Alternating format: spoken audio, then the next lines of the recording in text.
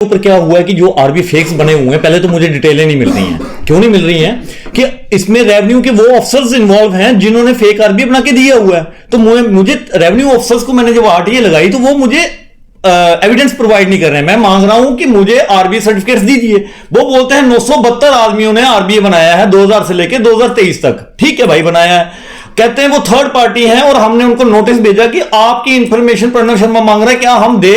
तो कहते हैं वो डिनाई कर रहे हैं कि हमारी इंफॉर्मेशन नहीं दी जाए सेक्शन 11 के तहत। तो जनाब, राइट टू इंफॉर्मेशन एक्ट जो है वो ये बोलता है कि किसी की भी इंफॉर्मेशन प्रणव शर्मा ले सकता है। लेकिन अगर किसी को पर्सनल हिट कर रहा हूं, मैं पर्सनल हिट नहीं कर रहा हूं, ये पब्लिक वेलफेयर की बात है, पब्लिक इंटरेस्ट की बात है। क्योंकि 972 जो आरबीए हैं उनमें से 100 बंदा 50 बंदा जो कि मुझे पता है कि इन लोगों ने फेक सर्टिफिकेट्स बनाए हैं और उन लोगों का अधिकार खाया है जो डिजर्व करते थे बनी के। क्योंकि क्राइटेरिया है 15 साल का, क्योंकि 15 साल का बंदा 15 साल जो होगा वो बनी में रहने वाला होना चाहिए, बनी का लोकल होना चाहिए, स्कूलिंग होनी चाहिए बनी की, फिर जाके आरबीए कैटेगरी बनती है। इन लोगों ने 972 में से कुछ इंप्लॉइज ने मुझे, जब वो जॉब्स कर रहे हैं, कोई किसी डिपार्टमेंट में है, कोई एजुकेशन डिपार्टमेंट में है, कोई दूसरे डिपार्टमेंट में है, तो जब मैंने आरटीए लगाई तो वो ही लोग मेरे पास आके बोलते हैं कि सर हमसे करप्शन हुई है लेकिन हम लोकल हैं,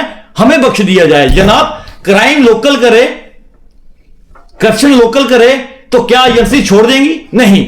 तो लिहाजा तत्पर्य यह है कि मेरी जितनी भी एजेंसीज मुझे सुन रही हैं, ये बनी के लोगों का अधिकार खा के बाहर की जो लेडीज या बाहर के लोगों ने आके फेक आरबीए रेवेन्यू वालों से बना के जॉब्स ली हैं, उन्होंने गवर्नमेंट को चूना लगाया है। उन्होंने लॉ फोर्सेस एजेंसियों के आंखों के आगे पर्दा डाला हुआ है। और मेरी आज रिक्वेस्ट है कि 972 में से 10 तो मैं आपको दे देता हूं कि इन बंदों ने फेक आरबीए बनाया है। तो प्रशासन और law forcing agencies just like CID, NIA, crime branch, anti corruption bureau, vigilance, जितनी भी जम्मू एंड कश्मीर में एजेंसीज हैं, वो बनी जाके रेवेन्यू ऑफिस में जाके वो रिकॉर्ड अगर निकालती हैं तो दूध का दूध, पानी का पानी हो जाएगा। क्योंकि मोदी जी चाहते हैं कि देश जो है वो करप्शन फ्री हो और हमारा इंडिया जो है आगे बढ़े।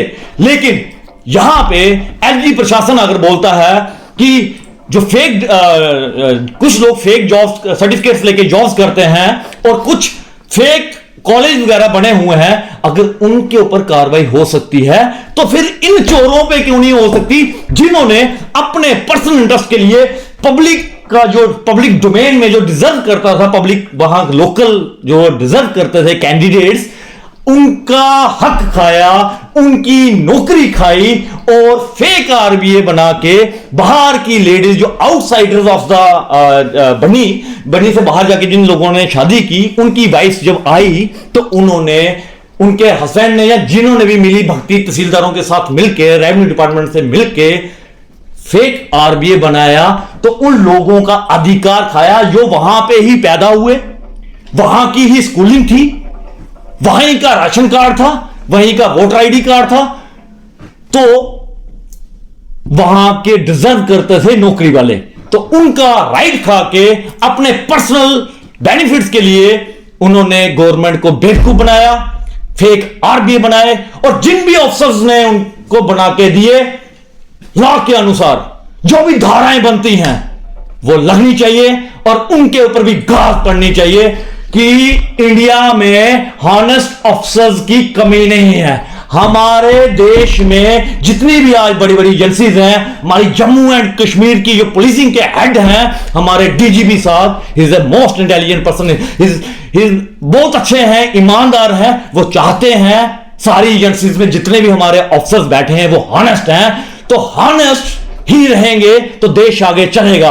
और देश को अगर आगे लेके जाना है तो इन जैसे करप्टेड लोगों की जो करप्शन है वो उजागर होनी चाहिए और प्रणव शर्मा वही उजागर कर रहा है और प्रयास कर रहा है कि हमारे एरिया में भी करप्शन दूर हो। और यही रिक्वेस्ट है लास्ट मेरी एडमिनिस्ट्रेशन से भी, लॉ फोर्सिंग एजेंसी से भी, कि जाके बनी में देखिए कि कितना बड़ा स्कैम अगर बनी में हो रहा है, बैकवर्ड एरिया में हो रहा है। बनी के बैकवर्ड एरिया में और कितने बैकवर्ड एरिया में ऐसी करप्शन हुई हो।